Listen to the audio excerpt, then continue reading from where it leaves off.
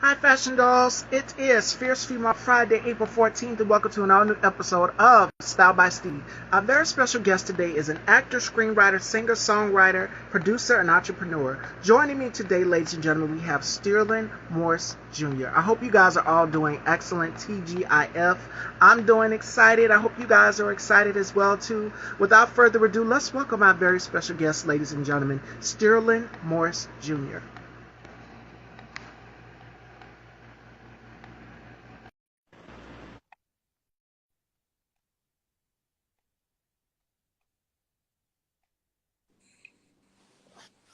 Hello, hello, hello. Hello. Welcome to the house. Hey, what's going on? How you doing? I'm doing great. Yourself? I'm good, hanging in there. All right, ladies and gentlemen, TGIF, we are here with our very special guest, Sterling Morris Jr. So before we get into this interview, how has 2022 been for you thus far? Because I know it's been some ups and downs with this pandemic going on, and it seems like it's never ending. So it's so much more to come. So how's 2022 been for you thus far? So far, it's been pretty good. I mean, way better than 2021. Of course, way better than 2020. So just hopefully things keep going well. Absolutely. And that's great to hear because it has definitely been so much going on with these shutdowns and things. I know for you as a producer, as an actor, it's difficult for a lot of us out here, content creators in general. Yeah, yeah. Like to be totally honest, I'm one of the people that didn't necessarily want to get the vaccine, but um, as soon I lost out on a pretty big role because I wasn't vaccinated. That this was in the summer of last year. So I was like, man, I'm gonna just go ahead and do it. Didn't want to do it, but Interview. Go ahead. I'm sorry. yeah, I mean, That was my mic. I didn't want to do it, but I did it. So yeah, Okay. Okay. Yes, we definitely have to do in order to keep it moving 100% and to keep flourishing and producing content out there. yeah. All right. Well, let's get into this interview, ladies and gentlemen. So tell us a little bit about yourself. Now, you grew up in a number of places. You were born in Chester, Pennsylvania. I was, yes, yeah. So Okay. I was born there. It's about 15 minutes south of Philadelphia. Um, and moved from there when I was like 5 years old. And my dad was like the only one of his siblings that left.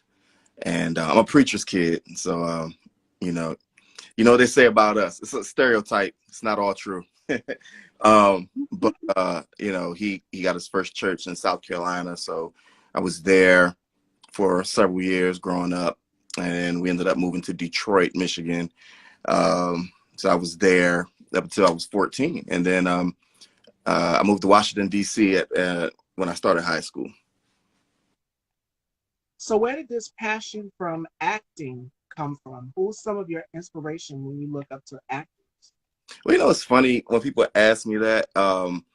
They get surprised when I tell them because, people say the typical names like, oh, Denzel and, people like that. But I like those actors and actresses who, that just really become the character, the really good, like method actors, So like Jeffrey Wright, Johnny Depp, Mm. Sarah Paulson's one of my famous right now. She's amazing. Um, you know, even Jared Leto right now, he's killing it too. Like when I saw him in House of Gucci, I was like, woo, didn't even know it was him.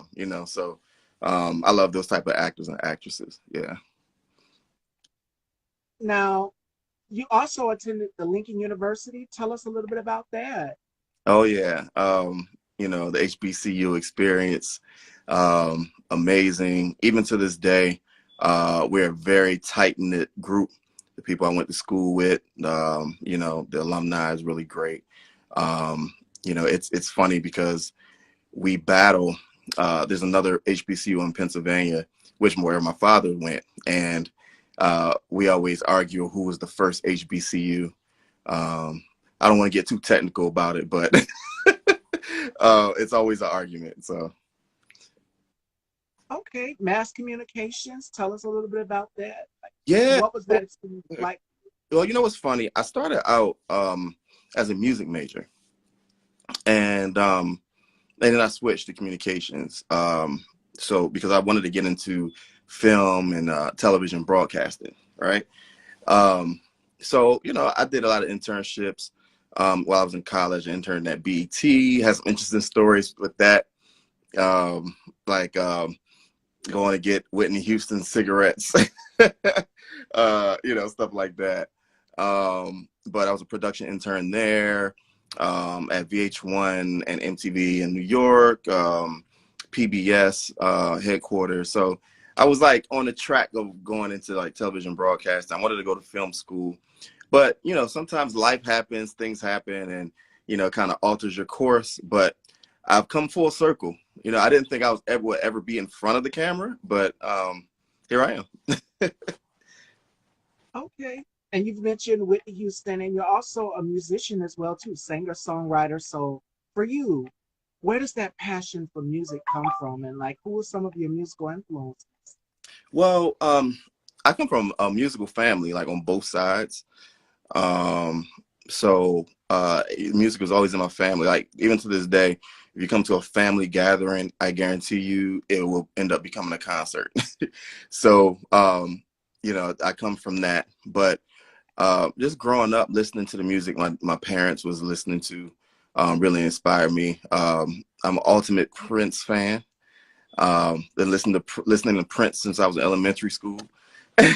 And and I was a big fan of the bands, like Earth, Wind and Fire and the Gap Mm. Band and the Daz Band and War. I mean, people like that. But that's because my parents was listening to those people. So yeah.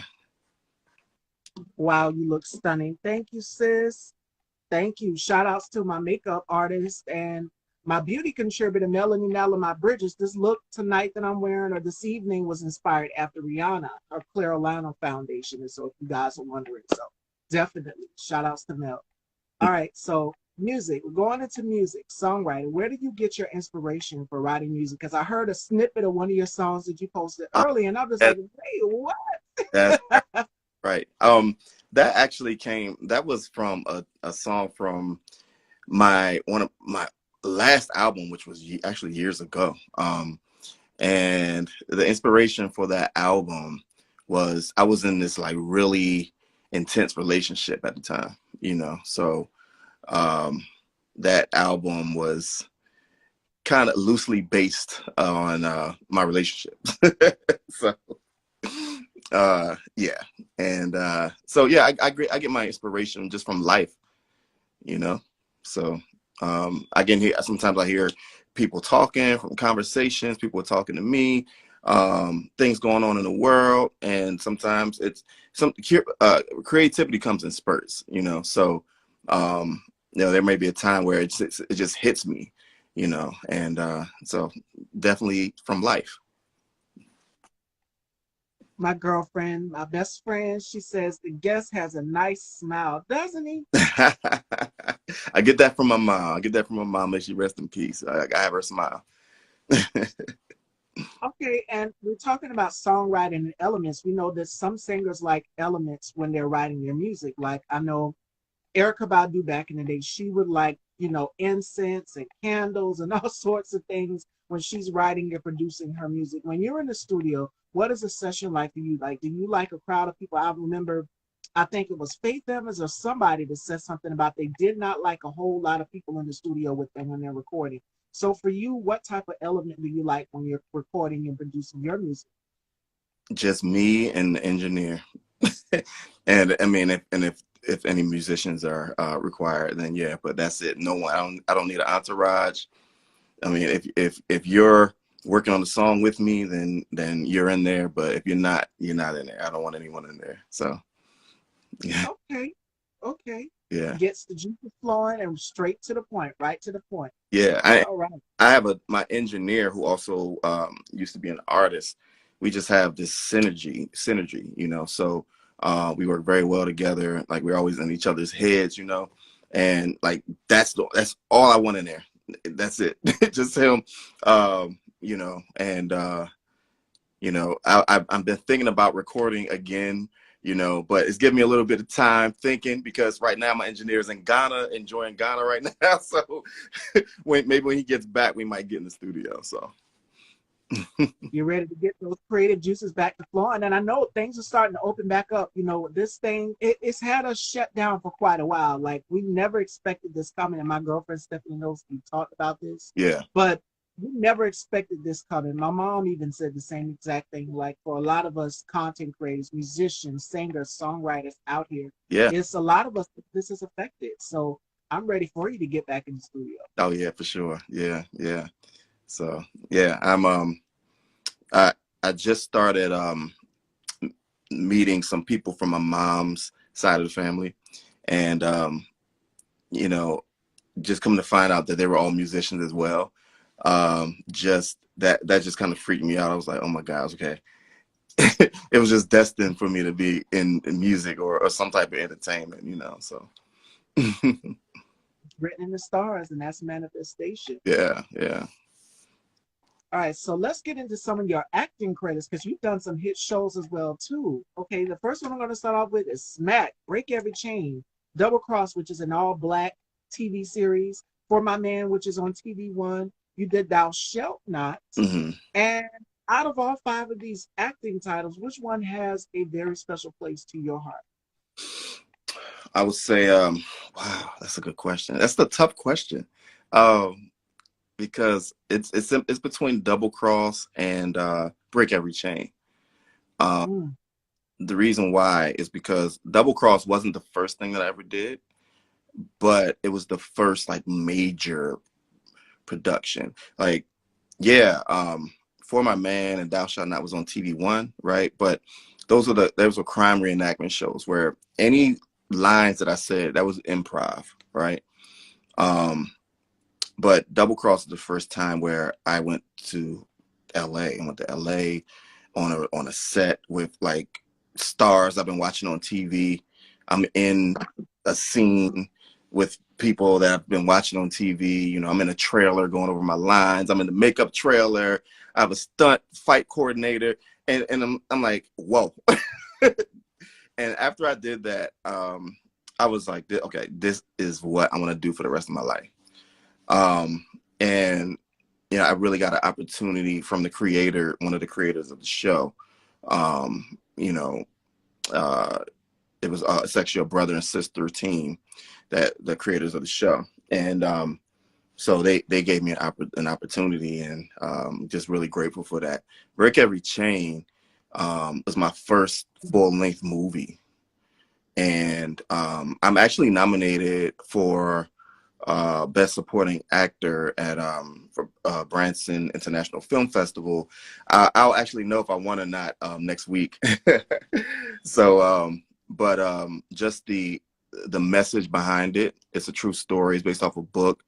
The person that the story is about, like I'm friends with him to this day, and it brings to light what first responders go through, dealing with PTSD and things of that nature. And one thing I learned was that first responders, especially police officers, the the biggest cause of death among officers isn't violence in the street; it's suicide. So that's something I learned, and but you know, just being a part of that and bringing into something that's bringing awareness to something like that, that was a good thing.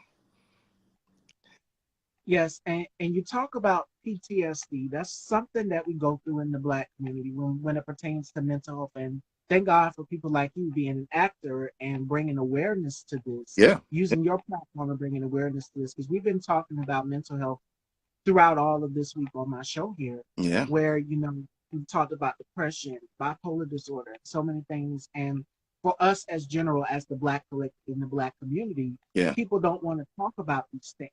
yeah, It's so taboo. People sweep it up under the rug. yeah, But it's just like, just pray to God, just talk to God about it. But God put therapists here for a reason. So there's that's, nothing wrong with going to talk to someone yeah, and telling them, okay, this is what's going on with me. This is why I don't feel okay today. right. It's okay to say I'm not.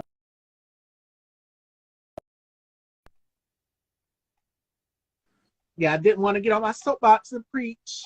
you guys, No, but this is something that we have to talk about within the Black community, and that is yeah, mental health. We have to normalize it, that's or else well. I'm gonna name some great. Go ahead. I'm sorry, Steven. Well, I was gonna say, I have two. Well, so you mentioned Smack. Smack comes out later this year, which is a movie that brings awareness and light to the opioid epidemic. Um, and then, as far as Black bringing awareness to something pertaining to Black people, Black folk, I did a short film. I believe it's going to be on All Black as well. I shot it last November called Get Checked, and it's about men getting checked for breast cancer. But it's not just about breast cancer. It's just like, just get checked, go to the doctor. Uh, Yeah. Black and brown men don't like going to the doctor until it's too late. And that's what that's about. Yeah. And that is something that we have to normalize as Black people, as a collective in this community. And thank God for men like you, Black men, speaking up and normalizing it when it comes to health. Because Yeah. I have men like in my family where it's just like, okay, I'm scared. I don't want to go to the doctor to see what's wrong. Talk about it and address the issue. For women, it's easy for us. We can just go out here and tell whatever it is. Yeah. But Black men have to start normalizing going to get checked up, because for us as Black people, we have a number of things: Yeah. pre-existing conditions, diabetes, high blood pressure, high cholesterol. All of these things, we have to make sure that we are taking care of ourselves, That's right. because it goes from generation to generation to generation That's, if we do not talk about it. yep. All right, so you've done For My Man on TV One, and I'm going to ask you a question because I ask a lot of actors this question, Yeah. which is, have you ever felt yourself getting so deep into the character where it's just like, ooh, I need to pull back. I'm no longer the character anymore. I'm Sterling. Well, yeah, I've felt that, but in that moment, I don't want to pull back. I don't want to pull back from that. Hmm. You know, because you really want to be able to portray that character the best of your ability, and sometimes you have to go outside of yourself. But the great thing about it is sometimes you actually find stuff about yourself as well. So, and the key is also when you're going outside of yourself, but you're also bringing a part of you into that character as well. So just a part of character development when you get the script, before you even shoot anything, you're studying that character, you're studying the scenes and the character, and you're trying to figure out, what makes this character tick? What's their background? Is there a part of me you find a part of you that's in that character. And then, yeah, I mean, Absolutely.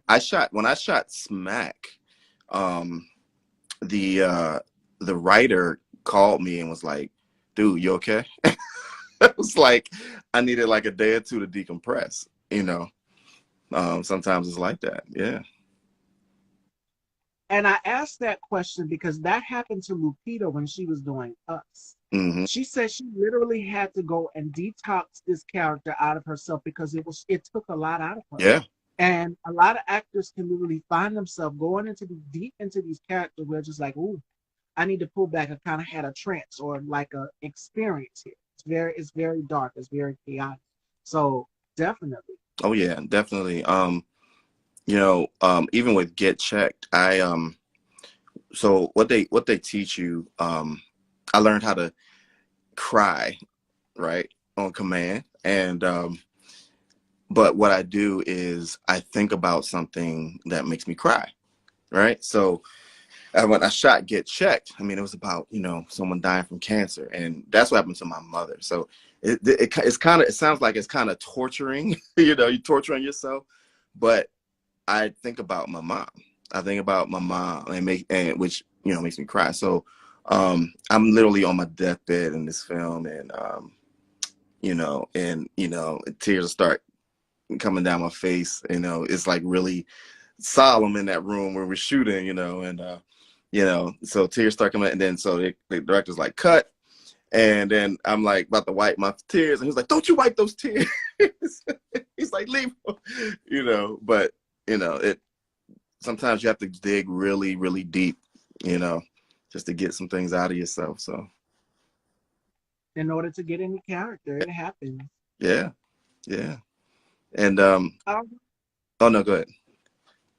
oh no, I wasn't going to say anything. Go ahead. No, no, I don't know. I didn't want to like step on your toes. I don't know if you were going to ask me if I had anything else going on.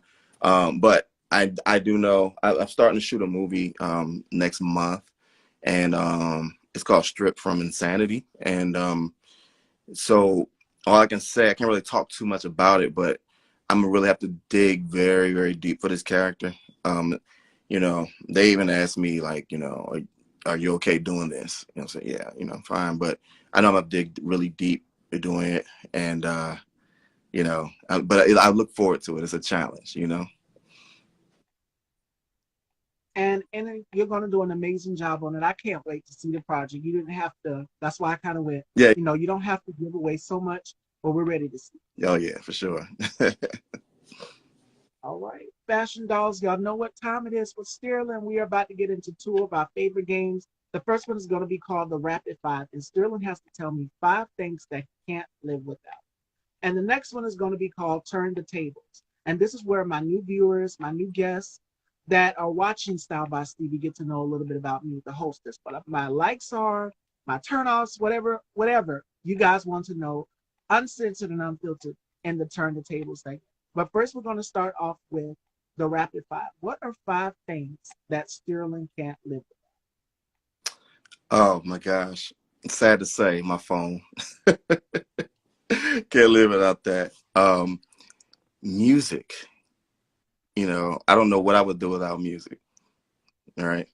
Um, I would say, uh, I, I know this sounds crazy, but I have this thing about, I love like bottled water.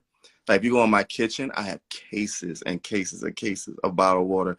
And like if I don't have any, I'm not drinking tap water. I'm not drinking it. So like I would die if I had to drink tap water. So like I have to have like bottles of water.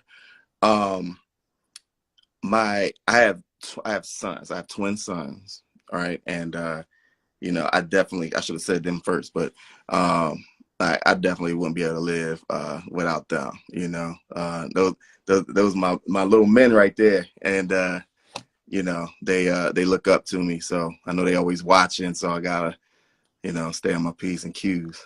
You know, and then honestly, and at this point, um, acting.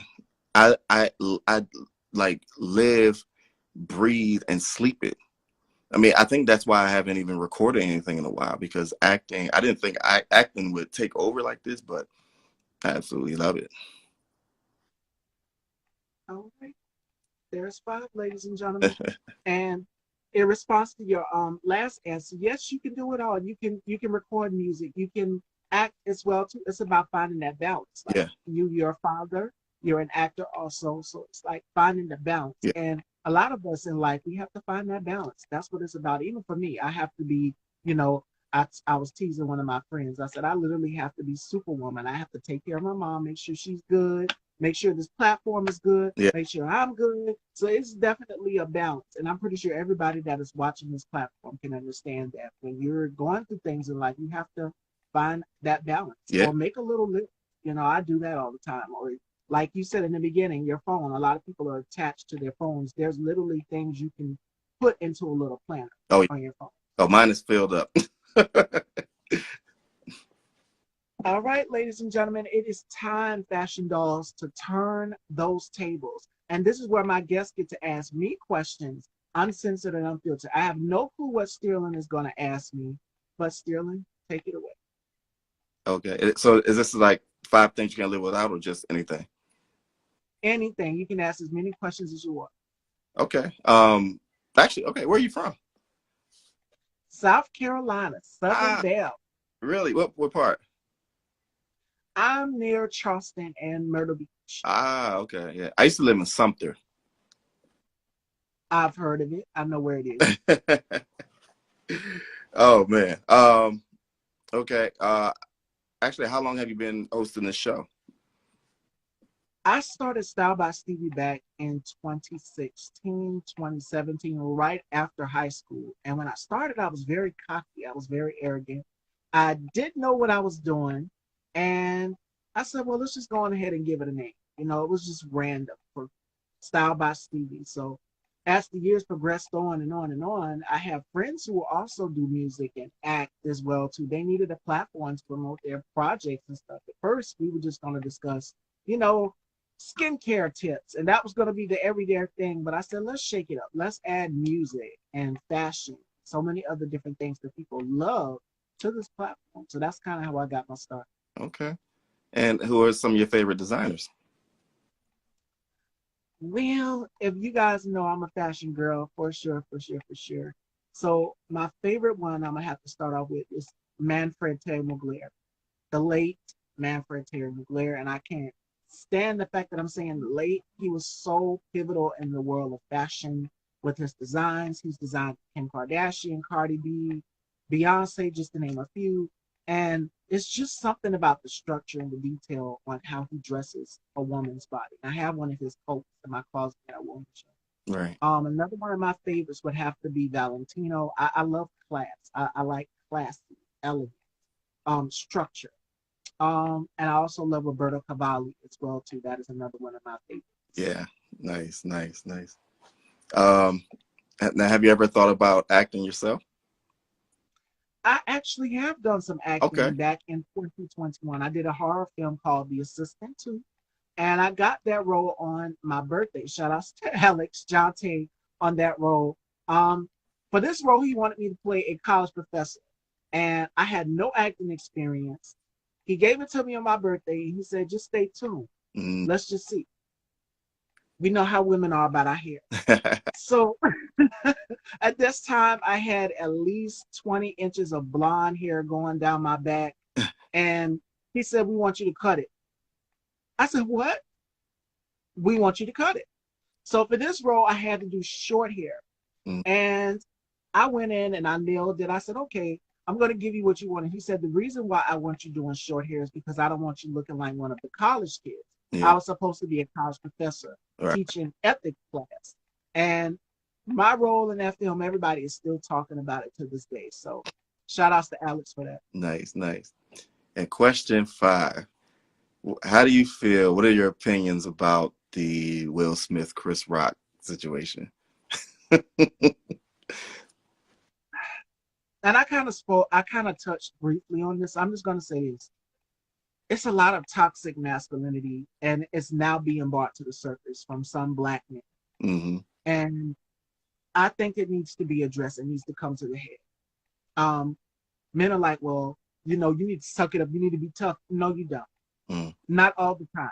Yeah. Because that same toxic masculinity can result down to generation to generation. Where we keep things bottled up inside, your children can pick up those traits eventually. So for me as a black woman, seeing what's going on with these two black men in Hollywood, it's evil for me. Yeah. I've spoken out on how I felt about the Academy not representing more and more people of color, and I'm going to stand 10 toes down on it. I would love to see more and more people of color at the forefront. Yeah. And there's a number of things going on with this situation, from respectability, the way that things should have been handled. Yes, it shouldn't have to result in violence, but also don't fall puppet to the system. And what I mean by that is we already know who's going to get the upper power and who's going to get more privilege in Hollywood. Mm. And it's not people with skin like ours. That's right. Absolutely correct. Mm. You said it. And it's sad. It's the way the world is now when it comes to the entertainment industry. I remember Loretta Devine was saying something about Hattie McDaniel. Yeah. She was the first black woman to get an Academy Award, And and she literally had to go to another hotel yeah. to receive her award. Mm-hmm. And Loretta Devine said, "Well, honey, child, she's from the South as well too." She said, "Child, that's just the way things were back then." And it was. I remember it watching Dorothy Dandridge film with Holly Berry, and they didn't want to nominate a woman of color for it. Mm-hmm. Yeah. Yeah. It's crazy. I mean, like I even look at like in sports, like the NFL.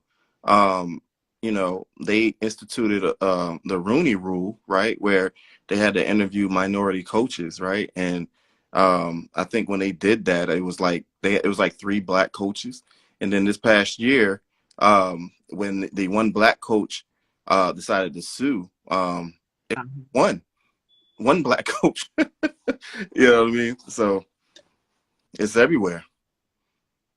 It's racism out here, and we was asked that question yesterday when I did my interview with Dante Sellers, who's also an actor as well too. He was asked that question by one of the dolls here. They asked him, how do you feel about racism in the acting industry? And I said, ooh, if only I was asked that question, but I'm not the guest, I'm the hostess. Yeah. So whatever the audience asks, and he answered that, and he said it's sad to see that, but we're coming a long way. And I said, yeah, we have a lot of progress. Mm-hmm. We have a lot of work to do Belong. in order to get more and more. Yeah. Yeah. Mm. All right. I don't know what else Sterling is going to ask me, but we definitely needed to cover that because that is an ongoing issue in Hollywood or the entertainment business with racism in the film industry. Yeah. So, yeah. Yeah, for sure. For sure. I guess I had one more question. Michael Jackson or Prince? Oh, that's tough. Uh, I would have to go with Prince because he had very eclectic fashion choices. And not only that, but if you're in the music industry, you know what he spoke out about, and y'all know where I'm going with this. He spoke out about owning your That's masters, right. owning your catalog of music, Right. because we see what's going on with other singers and songwriters out here, with them getting lawsuits of but and them having to go back in and re-record their music. That just recently happened with Ashanti. She literally had to go back in and re-record her whole album. Mm-hmm. Taylor Swift had to do it as well too. Yeah. So yeah. Oh yeah. I a long time ago I was an intern at an entertainment law office, and there was a very popular song a duo from back in the day, and I can't say their names, but um, and they were suing a major company, a label, a major one for back royalties. Like they hadn't received royalties in like 30 years, you know, and they were meanwhile putting out like greatest hits albums and stuff like that, you know, without their permission. I mean, they didn't have to get their permission, but still, um, you know, they were writing those songs and they hadn't received any royalties. So the lawyer I was working for sued that company. So, but there's just a lot of stuff like that going on. It happens in the music industry with a lot of artists. Yeah. We've seen that even artists that are trying to cross over.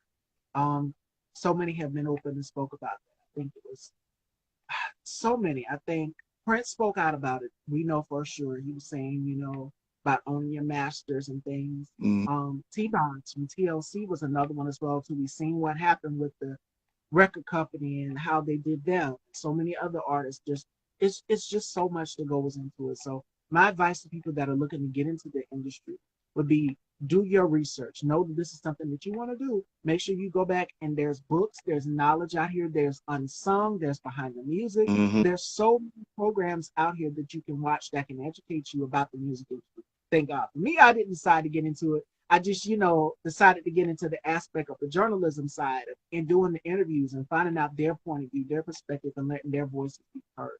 That's So that's what I do. that's right. That's right.